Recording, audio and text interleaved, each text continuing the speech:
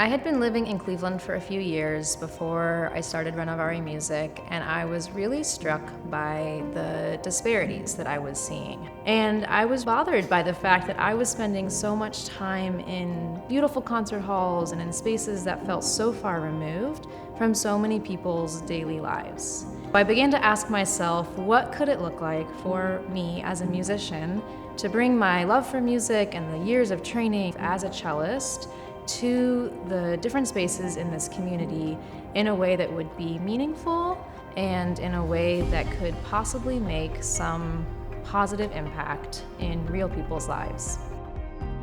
Oftentimes when people think of classical music, there is a certain stereotype that is often attached to it. Upper class, or sometimes, if I could use the word, elitism. But we do know, and Renovare knows, that music is something that all people should have access to. We really pride ourselves in using our instruments in a way that draws in as many people as we can.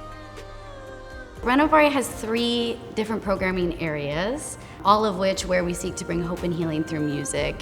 And the first program area is concerts. We give about 80 concerts and events every year. About 80% of those are in marginalized spaces, so spaces like prisons, homeless shelters, hospitals, community gardens.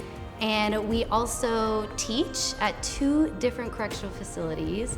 We have a group of men out at Grafton Correctional learning to play violin, viola, and cello.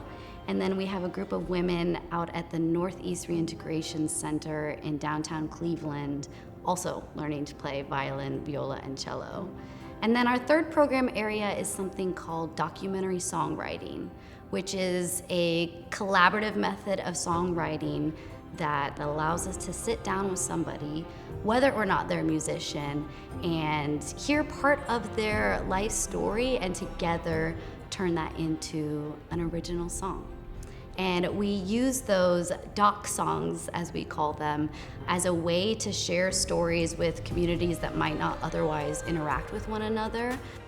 There are ways in which society puts labels on people and says that these people are less than or not as important, and we reject that.